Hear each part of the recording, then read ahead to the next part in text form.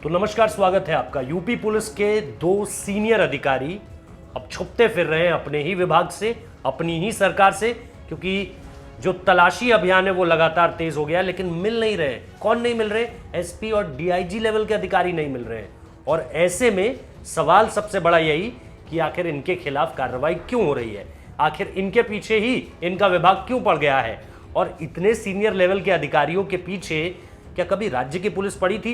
लेकिन ये योगी सरकार में देखने को मिल रहा है कि जो भी भ्रष्टाचार का आरोप हो, चाहे टेंडर घोटाले हो, चाहे पशुपालन विभाग में कुछ भी निकलकर सामने आया हो, क्योंकि इन दोनों पोस्ट में ये जो मामला सामने निकल कर आ रहा है वो या तो टेंडर घोटालों का भी इसमें जिक्र है, इसके अलावा पशुपालन विभाग में के घोटाले का जिक्र है, इसके अलावा मतलब मामला पूरा का पूरा भ्रष्टाचार का है।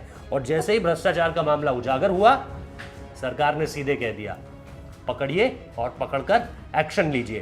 तो थोड़ा सा डिटेल में आपको बताऊं कि 2003 बैच के आईपीएस और डीआईजी पद पर तैनात रहे हैं अरविंद सेन, और 2014 बैच के आईपीएस और महोबा के एसपी रहे हैं मणिलाल पाटीदार। इन्हीं दोनों के खिलाफ पूरा का पूरा मामला है।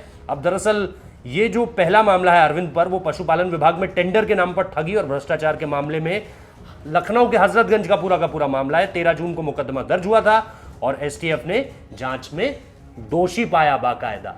इसके बाद ही उसके बाद से जैसे ही पुलिस की तरफ से जो टीमें लखनऊ के फैजाबाद और अंबेडकर नगर तक उनकी तलाश कर रही है, लेकिन अभी तक मिल नहीं रहे हैं। दूसरी तरफ महोबा के एसपी रहे मणिलाल पाटीदार के खिलाफ 10 सितंबर को मुकदमा दर्ज किया गया था और उनके खिलाफ कुछ दिन बाद ही लखनऊ स्थित भ्रष्टाचार निवारण की अदालत ने वारंट जारी कर दिया था। उनकी गिरफ्तारी के लिए आईजी रेंज के स्तर से अधिकारी गए थे, लेकिन वो भी नहीं मिल रहे हैं। सवाल सबसे बड़ा यह है कि इस दौरान कुछ लोग सोशल मीडिया पर यह भी कह रहे हैं कि क्या ये जो पुलिस विभाग अपने ही इतने बड़े बड़े काबिल अधिकारियों को काबिल कोट अनकोट रखिएगा, काबिल मतलब दावे तो काबिल होने के करते हैं, लेकिन संलिप्त पाए जाते हैं भ्रष्टाचार के मामलों में। तो ये जो अधिकारी हैं, क्या इनको बचाने की कोशिश हो रही है या इनको सचमुच में नहीं पकड़ पा रही है यूपी पुलिस? क्योंकि इतने बड़े बड़े लेवल के अधिकारियों का यूं छुपे रहना और यूं गायब रहना, जबकि आईजी स्तर की जो टीम है वो जा रखी है गिरफ्तारी के लिए, तब भी डीआईजी लेवल और एसपी लेवल के अधिकारियों की गिरफ्तारी नहीं हो पा रही है। जबकि सरकार की तरफ से सीधा आदेश है कि जब एक तरफ एसटीएफ ने पकड़ लिया, दूसरी तरफ लखनऊ की तरफ से कोर्ट की तरफ से ये कह दिया गया कि ये जो अधिकारी हैं ये अपराधी हैं, भ्रष्टाचार के मामले में संलिप्त पाए गए हैं, फिर गिरफ्तारी क्यों नहीं हो रही भैया?